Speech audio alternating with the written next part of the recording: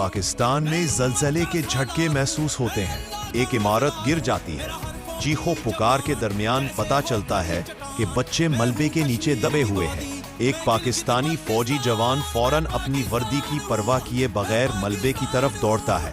वो अपने हाथों से पत्थर हटाता है, धूल और खून में लथपथ हो जाता है, मगर रुकने का नाम नहीं लेता। आखिरकार वो एक एक बच्चे को निकालता है। माँ बाप रोते हुए अपने बच्चों को गले लगाते हैं और जवान के कदमों पर झुक जाते हैं। लेकिन पाक फौज की बहादुरी पर किसी ने सब्सक्राइब नहीं किया।